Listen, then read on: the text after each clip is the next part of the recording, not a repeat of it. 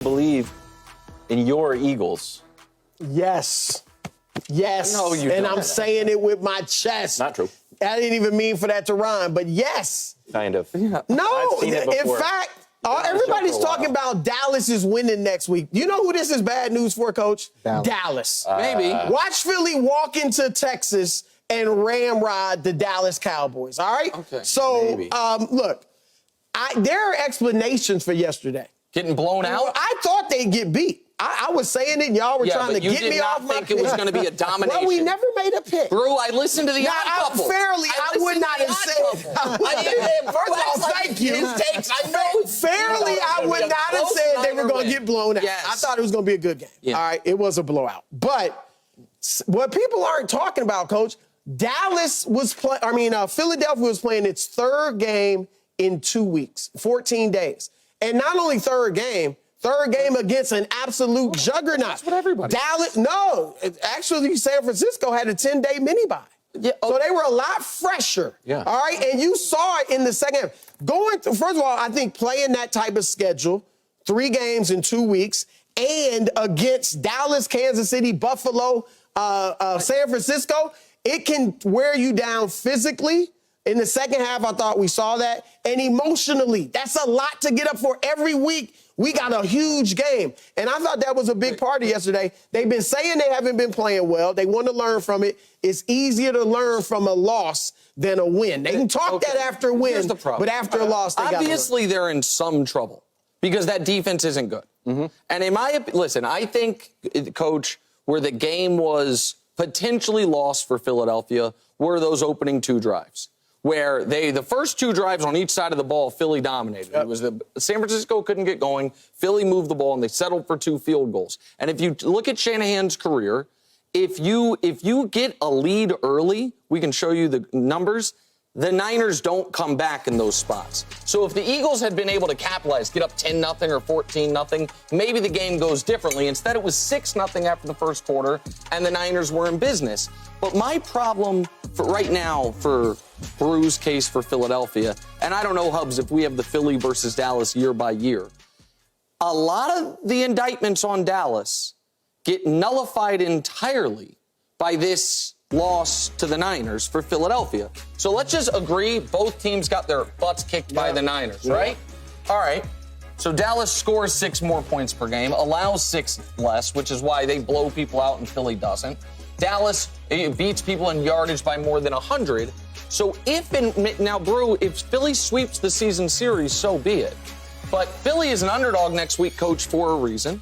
And if Dallas at home beats Philadelphia, and Dallas has done well against Philadelphia, Dak's entire career, and they've been undefeated at home, I will fail to find any legitimate case that we can say Philadelphia is not in the exact same dire straits that you have painted the Cowboys in all year, which is a tier beneath the top 2 teams in the conference. It would seem like, go ahead. No, Brew, I think you're exactly right. I think they played 3 teams that every single week it was like a knockdown, drag-out fight.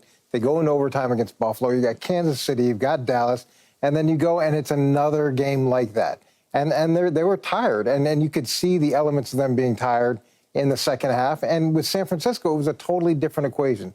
This was their revenge game for the NFC Championship. They had a different level of energy in that game, and it was still close going into the third quarter. What was it? 20, they were down by a touchdown, a little bit over a touchdown. Yeah. And then it got out of hand late. I think this will be a totally different scenario when they meet in the playoffs than what we saw yesterday. Well, it might be in San Francisco now, though. It might be in San Francisco, but just based off of when they met and the games that Philly was coming off of, it's hard to get up every single week like Philly's been able to. Quickly, Coach, because we're going to talk about the ejection. Was it weird that the starters, if fatigue was an issue, that Serriani had his starters in down 23? Is that like we're never giving up the ship, or is that just like, oh, what am I doing? I would imagine that he was going to let it play out just because of who they were playing against and the way that the game had kind of gone. Him pulling the guys at that point, I don't think it's consistent with how they traditionally play. So okay. I got some Sam Darnold time. Your reaction, Nick? I thought it was one of the most outrageous things happen in the NFL all year. And the fact that they are able to go to replay and look at the whole thing to determine these things, I thought Greenlaw's ejection should have been nullified. Not only because I don't believe he was throwing a punch. I believe he was pointing and he grazed the guy's nose. Now, you can say you got to be careful. I think if that was a ref standing between them, he would have been careful. But instead, it's some guy. He's not even wearing the outfits the coaches wear, just some guy who had no business being there. And I thought it was... This was just a regular skirmish. You thought that was just him saying, hey, move away? No, I think he was trying to get after... Move away. I think he's trying to get it. But the guy who has no business being there, it escalated the whole thing. And if this is the precedent the NFL sets, then any super fan that if Paul Rudd, when the Chiefs play the Bills next week, if Josh Allen comes out on the sideline, should shove him and see what the hell happens. Like there's no super fans that are that close to the player. But to his point, come on, that guy. You could put anyone out there, a security guy, somebody with the team, non-vital to personnel, provoke an opponent, because he did provoke him. Yeah, and so I thought they should have just maybe given Greenlaw a penalty, and that's that. It shouldn't have happened on either side. And to have a player who lashes out at someone like he did and then get kicked out of the game, that shouldn't happen. And saying that was the rallying cry for the team, I don't know if that's exactly the message that you want to send to your group. I mean, it's an emotional decision that you made that cost you, that cost the team, and then you get thrown out. Should he have been there on the sideline? In that mix? No, he shouldn't have been. There shouldn't have been that support person there. Yeah. I totally agree with you on that, Nick. But I don't think the player lashing out at him makes it any better, or the whole situation is bad. Also, Wilds, 10% of the blame, Serriani. Just the way his whole taunting fans and the way he carries himself, all that stuff, made his security guard feel like, you know what, I can get up in this mix. I don't, if he was Jalen Hurts, I understand he's the team security overall. One of the perks he gets to be there on game day. He can't be inserting himself in these melees. Absolutely. And I think Serriani sets that tone. I said 10%.